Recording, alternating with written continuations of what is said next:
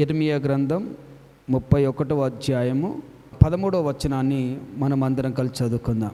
వారి దుఃఖమునకు ప్రతిగా సంతోషమునిచ్చి వారిని ఆదరించెదను.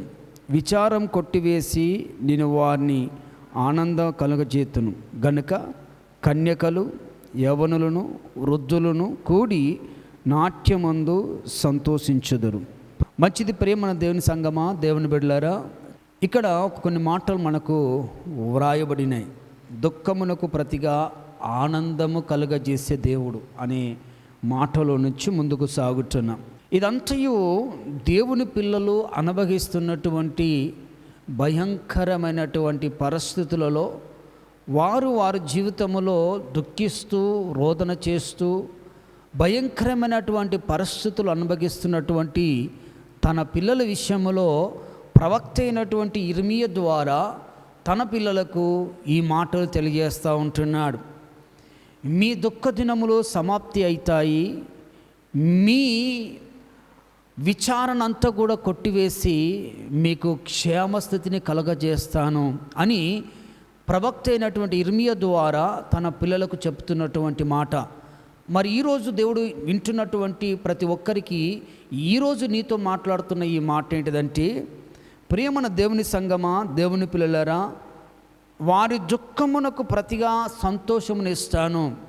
దుఃఖ దినములు ఎప్పుడైతే మన జీవితంలో తొలగిపోతాయో అప్పుడు సంతోష ప్రాప్తి మనకు జరుగుతుంది. సంతోషం అనేది ప్రేమన దేవుని పిల్లారా, అది భౌతికంగా కావచ్చు, అది ఆధ్యాత్మికంగా కావచ్చు. సంతోషము లేని జీవితము ఎన్ని ఉన్నా భౌతికంగా అన్ని సున్నా, అన్నీ ఉన్నా కూడా సంతోషం లేకపోతే అనుభవించలేడు. ఆ రీతిని ఆధ్యాత్మిక జీవితంలో కూడా ఎన్ని పరిస్థితులు నీ జీవితంలో ఉన్నా నీకు సంతోషము సమాధానం లేకపోతే నువ్వు ఎంత జీవించినా ఎంత బ్రతికినా అది వ్యర్థమని దేవుని లేఖనం తెలియజేస్తుంది బిడ్డలారా.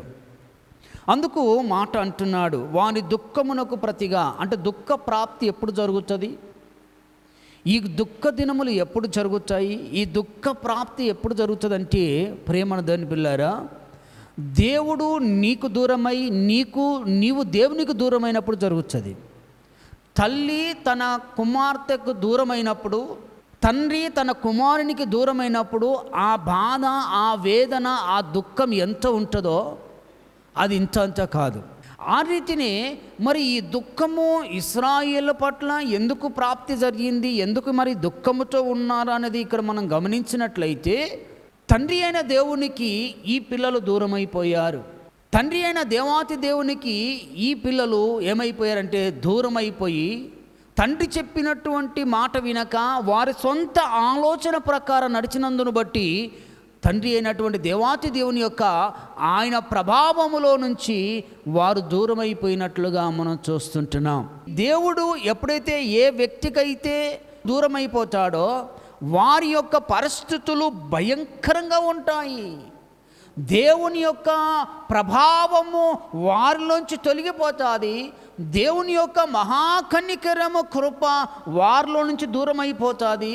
కాబట్టి వారు పడరానటువంటి కష్టాలు వారి జీవితంలో పడడానికి వారు మరి వెళుతూ ఉంటున్నట్లుగా మనం చూస్తుంటున్నాం. క్రొత్తగా ఒక కాడికి అంటే ఒక దున్నడానికి, ఒక వ్యవసాయానికి పనికొచ్చడానికి ఒక కోడెకు ఎంత ట్రైనింగ్ ఇచ్చేటప్పుడు ఎన్ని దెబ్బలు దాచాయో దానికి ఎంత కష్టం అనిపిస్తుందో, దానికి ఎంత బాధ అనిపిస్తుందో. అంతకుముందు తల్లి దగ్గర అది గానాభగా పెరిగింది. అంతకుముందు తల్లి యొక్క సంరక్షణలో అది సంతోషంగా గంతులు వేసింది. కానీ ఎప్పుడైతే ఈ తల్లి నుంచి ఈ తండ్రి నుంచి దూరం అయిపోయినందును బట్టి అది తన వయస్సుకు వచ్చిన తరువాత ఆ కాడిమాని యొక్క దెబ్బలు ఎంత ఉంటాయో ఇక్కడ వర్ణచిత్తము కానటువంటి పరిస్థితి ఇక్కడ ఎదురవుతుంది. ప్రియమైన దేవుని పిల్లారా, ఈరోజు మనం ఆధ్యాత్మికంగా మనము దాన్ని భావించుకున్నట్లయితే, ఎప్పుడైతే యేసు ప్రభుల వారు చెప్పినట్టు ఆయన వాక్యం చెప్పినట్టు మనం వినక మన చిత్త ప్రకారమే మనం బ్రతుకుతూ ఉన్నప్పుడు ఇదిగో ఇలాంటి దుఃఖము కూడా మనకు ప్రాప్తి జరుగుతుంది. ప్రియమైన దాని పిల్లరా, ఈ దుఃఖము మనం ఏమి చేసినా, అన్ని రకాలు కూడా మనం ఉద్యోగం చేసినా, మనం చదువుకు వెళ్తున్నా, తర్వాత వ్యవసాయం చేస్తున్నా, బిజినెస్ చేస్తున్నా, సంపాదిస్తున్నా, ఏదైనప్పటికీ కానీ ఆ దుఃఖము మాత్రము నిన్ను విడిచిపోదనేది దేవుని లేఖనం తెలియజేస్తూ ఉంది.